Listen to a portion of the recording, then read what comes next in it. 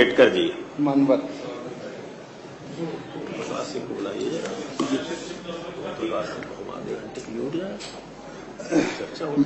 मानवर अपने सरकार को बहुत जल्दी है, जल्दी पास हो जाएगा। मानवर आपने अनुपूरक बजट पर बोलने का अवसर दिया, आपका हृदय से धन्यवाद करते हैं। मानवर आज परम पूज्य बोधसत्व बाबा साहब डॉक्टर भीमराव अम्बेडकर जी का परिनिर्वाण दिवस है। आज के मौके पर सबसे पहले प्रातः बहुजन समाज पार्टी की हमारी राष्ट्रीय अध्यक्ष, उत्तर प्रदेश की 4 बार यशस्वी मुख्यमंत्री रही परम सम्माननीय बहन कुमारी मायावती जी ने सुबह परम पूज्य बाबा साहब को श्रद्धा सुमन समर्पित करते हुए श्रद्धांजलि अर्पित करने के बाद ये सरकार को आईना भी दिखाया। मानवर जो ये बजट अनुपूरक आज किया है, माननीय बहन जी ने कहा कि ये जो सरकार है देश के करोड़ों गरीबों, मजदूरों, किसानों, मेहनत कशों, मजलूमों व अन्य उपेक्षितों के दिल की धड़कन एवं उम्मीद की किरण तथा उनके लिए ही अति मानवतावादी संविधान के निर्माता परम पूज्य बाबा साहब डॉक्टर भीमराव अम्बेडकर जी के परिनिर्वाण दिवस के अवसर पर सशक्त नमन एवं श्रद्धा सुमन समर्पित करने के साथ साथ यूपी व देश व यूपी सहित राज्यों में सत्ता पर उन शक्तियों का हावी हो जाना अति चिंतनीय, जो अपने संकीर्ण राजनीतिक एवं चुनावी स्वार्थ की खातिर बाबा साहब व संविधान का सहारा तो लेते हैं, किंतु उनकी असली मंशा के विरुद्ध, देशवासियों के वास्तविक हित व कल्याण के विरुद्ध ज्यादातर धन्ना सेठों के हाथों में खेलकर उसकी अवहेलना करते हैं। इसीलिए सरकारें सभी प्रकार के अपने द्वेष व अहंकार को त्याग कर संविधान की असली मंशा के प्रति ईमानदार व समर्पित होकर काम करके लोगों को यहाँ व्याप्त जबरदस्त गरीबी, बेरोजगारी, महंगाई, शिक्षा व स्वास्थ्य आदि जैसी बुनियादी सुविधाओं के अभाव से मुक्ति दिलाएं। यही संविधान का सम्मान व बाबा साहब डॉक्टर अम्बेडकर को सच्ची श्रद्धांजलि होगी। गरीबों, दलितों, पिछड़ों, अकलियतों के हक व न्याय की उपेक्षा तत्काल बंद हो, क्योंकि अति मानवतावादी व कल्याणकारी संविधान पर पूरी निष्ठा व ईमानदारी के साथ अमल नहीं होने के कारण ही देश के करोड़ों गरीब, मजदूर, मजलूम, किसान तथा अन्य मेहनतकश समाज की उपेक्षा व तिरस्कार लगातार जारी। उनके अच्छे दिन कब आएंगे? बाबा साहब डॉक्टर अम्बेडकर के समता मूलक व कल्याणकारी संविधान व उनके मानवीय मूल्यों के रक्षा व संघर्ष की शपथ सभी को बार बार लेते रहने की जरूरत है तथा उनके बताए हुए लोकतांत्रिक रास्ते से सत्ता की मास्टर चाबी मानवर जो प्राप्त करने के लिए माननीय बहन जी बार बार भारत के उत्तर प्रदेश के करोड़ों दबे पिसे मजलूम समाज का आह्वान करती हैं। मानवर ये अनुपूरक बजट है, तो इसको तो अगर कहा जाए, सभी साथी कहेंगे, हम तो कहेंगे इससे और बढ़ के आना चाहिए। हमको ये नहीं कह रहे कि कम, हर जगह ये कम है। मैंने पूरे 1 साल में या पिछले सत्र में जितने प्रश्न पूछे, सरकार भी कभी कभी नाराज हो जाती है, हमारे साथी भी जाने क्यों नाराज हो जाते, क्यों बार बार पूछते हैं। जितने प्रश्न पूछे, हमने पूछा था कि अनुसूचित जाति के जो छात्र हैं, जो बहुत ही मजबूरी में गांव से निकलकर बाहर तक, शहरों तक पढ़ने जाते, उनकी आपने शुल्क जो निःशुल्क फीस पर आप उनका 0 बैलेंस पर एडमिशन करते थे, आपने बंद कर दिया। सरकार ने कहा हाँ हमने बंद किया है। उसका जवाब ये दिया कि इसलिए बंद किया है कि उसमें घोटाला होता था। मतलब सरकार खुद कह रही थी, तो उसमें उनकी क्या जिम्मेदारी थी? लेकिन अभी तक आपने उनको खोला नहीं है कि 0 बैलेंस पर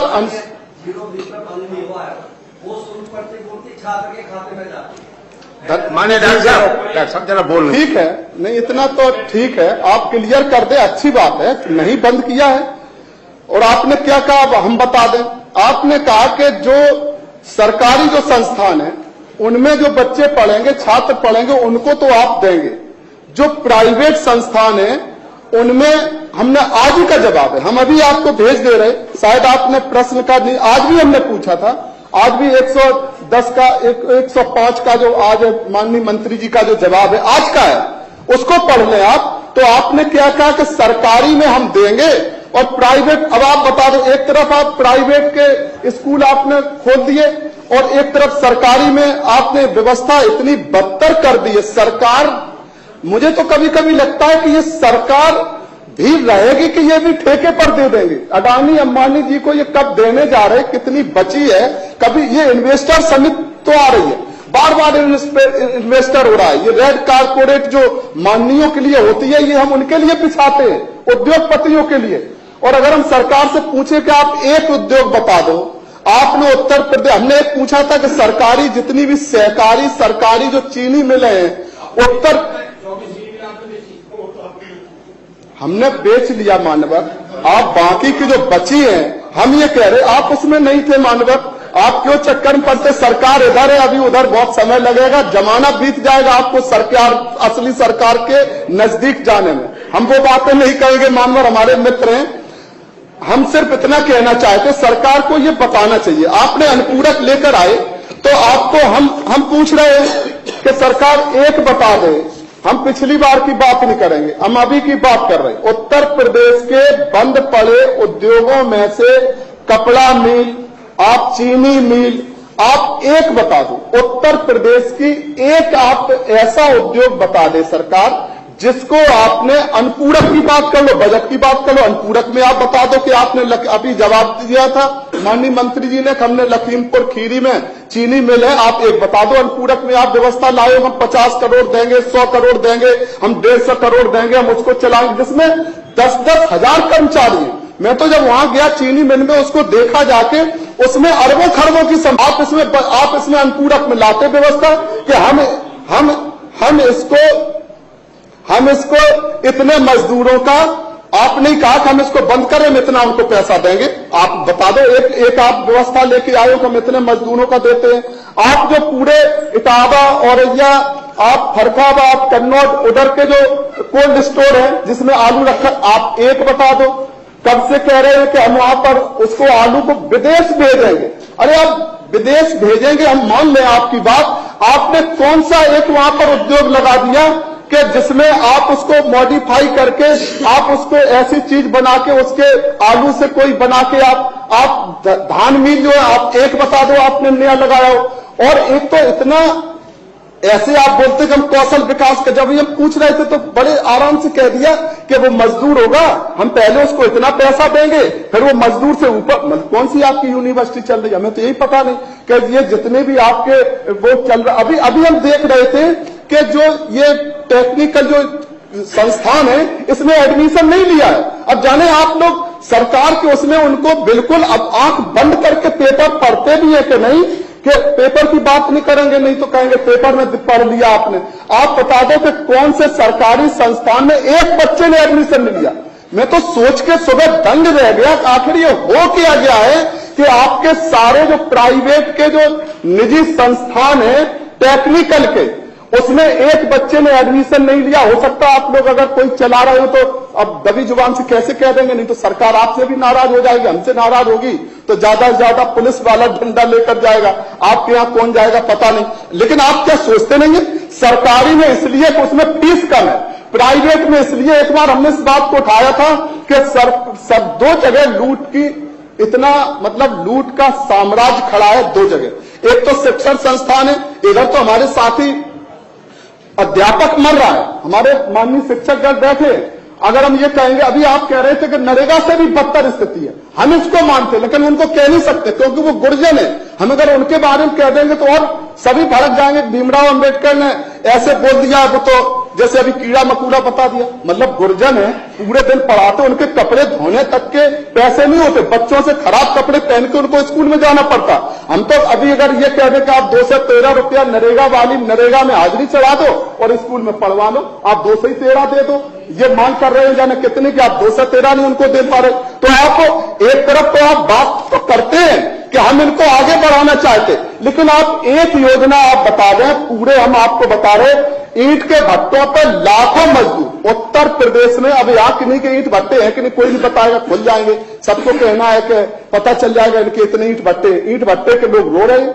मतलब तबाह कर एक उद्योग, सबसे बड़ा उद्योग जिसमें लाखों बोलो, कोरोना के समय में भी ईंट उद्योग चल रहा था, बाकी सब उद्योग बंद थे, ईंट उद्योग चल रहा था और लाखों उसमें बच्चे और बुजुर्ग महिलाएं सभी उसमें लग के करते हैं।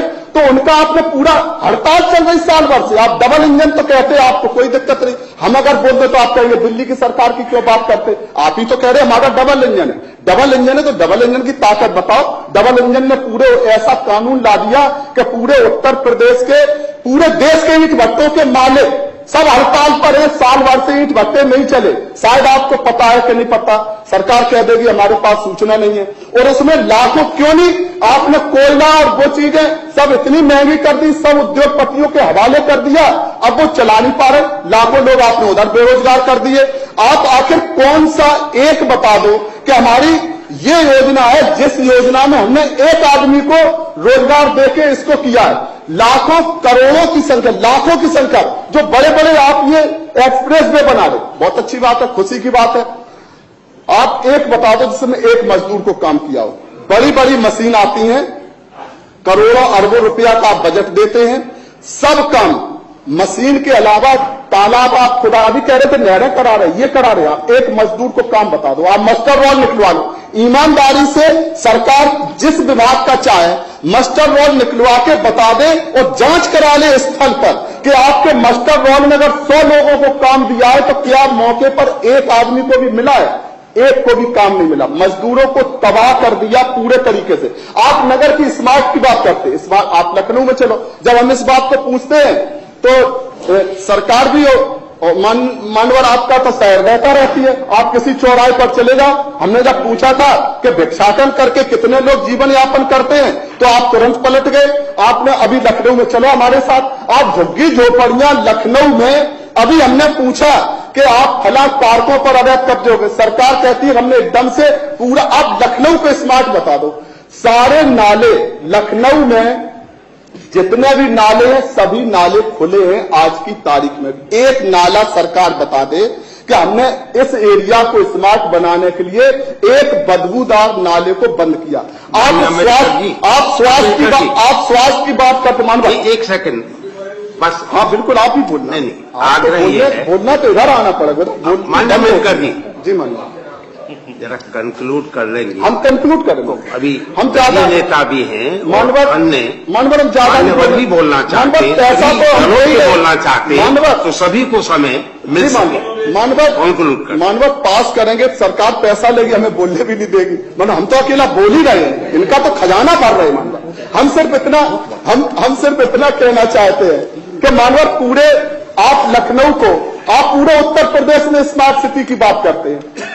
स्मार्ट सिटी छोड़ो, आप लखनऊ में चलो। मैंने इस बात को कई बार, जो बातें हमने उठाई साल भर में प्रश्न लगाकर हम उन्हीं का पूछ रहे हैं कि आप मानवर कांसीराम साहब शहरी आवास योजना के तहत हमारी नेता माननीय बहन कुमारी मायावती जी ने मानवर कांसीराम साहब के नाम पर शहरी जो आवास बना के दिए। हमने कहा था कि आप उसकी जिस दिन से बने आप उसकी रंगाई पुताई करा दो। आप एक बता दो पूरा, मतलब आपको कहते तो हैं आप कि आप गरीबों के लिए काम कर रहे हैं क्योंकि गरीब आपको वोट दे रहा। ये तो आपके पास अलादीन का चिराग हाथ लग गया है। अब हमें पता नहीं कौन सा है, कभी पूछेंगे हमारे जो मित्र हैं कि भाई आप बताओ कि कौन सा चिराग है कि आप काम किसी के लिए नहीं कर रहे, सब मर रहे भूखों। आप बेरोजगारी की हालत ये है कि आत्महत्या करने पे लोग मजबूर हैं और सारे मजदूरों की बुरी हालत है। गांव में आप किसान दुखी है, छात्र दुखी है, नौजवान दुखी है, आपका कोई वर्ग सुखी नहीं है। और लेकिन आपको वोट मिल रहा, आपने उसका आंकड़ा बता दिया। हम इसीलिए आप बीपीएल का पूरे उत्तर प्रदेश में हमने पूछा कि आप एक व्यक्ति का बता दो। अभी हमने पूछा है, जो आप जवाब देते वही हम बोल रहे हैं कि आपने इतने बीपीएल थे। तो हमने पूछा कि 2000 जब से उत्तर प्रदेश में आपकी सरकार बनी उसके पहले कितने बीपीएल के लोग थे, उसके बाद कितने रह गए, तो बढ़ गए, मतलब एक कम नहीं हुआ।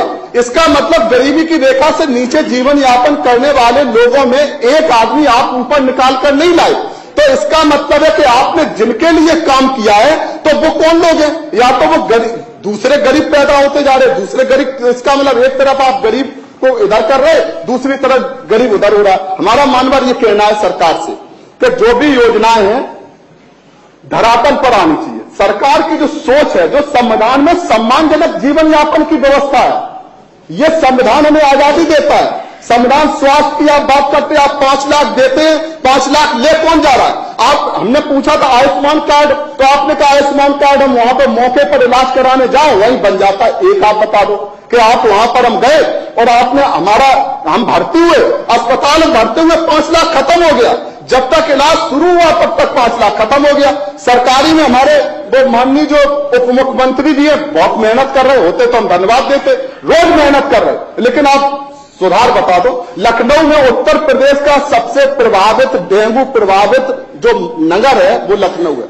शायद आपके आंकड़े ये बोलते हैं कि नहीं बोलते हैं, सबसे ज्यादा उत्तर प्रदेश में डेंगू से मौतें लखनऊ में हुई है, जहां पूरी सरकार बैठी हुई है।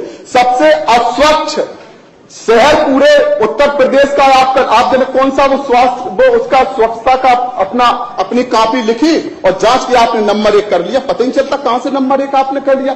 आप नंबर 1 कर दो तो दिखे तो ना। आप पूरे लखनऊ में जाके स्वास्थ्य, शिक्षा की जो आप बात करते हैं, आप मजदूर किसी फुटपाथ पर आप चले जाओ, रैन बसेरे आपने बनाए, हमने देखा हुआ अवध चौराहे पर इतने फोटो लगे हैं सरकार के माननीय मंत्री जी से, पूरी सरकार के पूरी चकाचौंध है।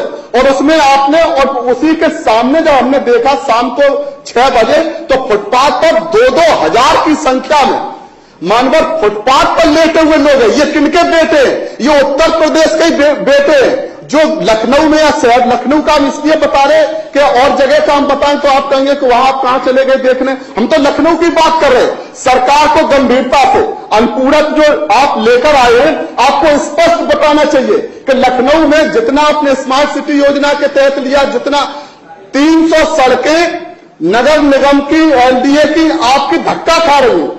वो कह रहे हमारी नहीं है, वो कह रहे मतलब लड़का, जो अजीब बात होगी, लड़का पैदा हुआ वो कह रहे हमारा नहीं है, वो कह रहे हमारा नहीं, किसका है आखिर? 250 सड़कें आपने झूल रही हैं, उसको कोई बता ही नहीं रहा कि ये उनका विकास पीडब्ल्यूडी कराएगा कि नगर निगम कराएगा। आखिर मानवर आप नहीं चाहेंगे बंद, तो उसके पहले हम कहना चाहेंगे, पूरा हमारा निवेदन है सरकार से कि आप जो दलित हैं, आप पिछड़े की बात करें, अनुसूचित जाति की, जो बेरोजगार है, जो सफाई जो कर्मचारी है, आपने जो सारी व्यवस्था ठेके पर दे दी है, ये जो ठेकेदारी का जो माइंड सेट है, इससे बाहर निकलना पड़ेगा। ये सबको आप ठेके पर नहीं दे सकते हैं कि आप 300 रुपए, 200 रुपए, 250 रुपए आपने भरे उसमें ट्रक में और आप ले जाके आपने सफाई करवा दी, आपने यहां उतार दिए। मजदूरों को आपने पूरे तरीके से ठेके पर खड़ा कर दिया, पूरी सरकार को ठेके पर खड़ा कर दिया, आपने सारे विभागों को ठेके पर खड़ा कर दिया। ये जो ठेकेदारी प्रथा है, ये सरकार के हमारे ख्याल से तो ये काला धब्बा है। ये आज आप माने या कल माने, जब भी आप माने, ये मानना पड़ेगा। इसमें किसी जाति धर्म की बात नहीं है, चाहे वो किसी समाज का बेटा बेटी है। जब वो ठेकेदार के आप काम करने जाता है तो उसका स्वामान सम्मान मर जाता है। वो भले ही कितने भी पैसे में काम कर, हम कह रहे आप सचिवालय का ही देख लो, हम कह रहे आप किसी विभाग का, हमने पूछा है कि आप आउटसोर्सिंग पर कितने भर्ती कर रहे हैं, आप वहां पर संविदा पर कितने भर्ती कर रहे हैं। अभी निकाल के बिजली विभाग का पूरे उत्तर प्रदेश में हड़ताल चल रही है। आपके मुख्य अभियंता, आपके जो अधीक्षण अभियंता, आपके बेचारे कुछ जवान नहीं बोल रहे, आपने कह दिया, उनको नोटिस पकड़ा दिया, घर जाओ, नौकरी चली जाएगी। आदमी जान दे सकता है, नौकरी नहीं दे सकता। नौकरी जिंदगी से ज्यादा प्यारी हो गई, इसलिए लोग डर रहे हैं। ये चीन ना बनाओ उसको कि चीन की जो ताकतवर सरकार है उसको भी झुकना पड़ा है।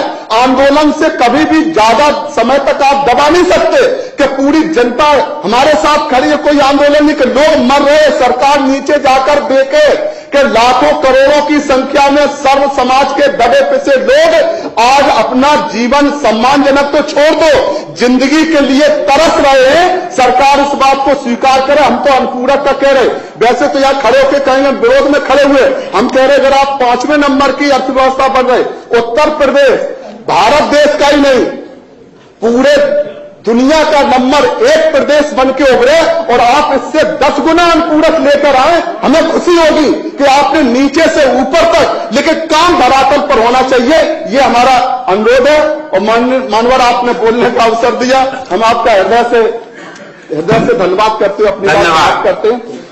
माननीय अम्बेडकर जी, माननीय सुरेश कुमार त्रिपाठी जी, बुलाने में आपके लिए हिचक का तो कोई प्रश्न ही नहीं। जी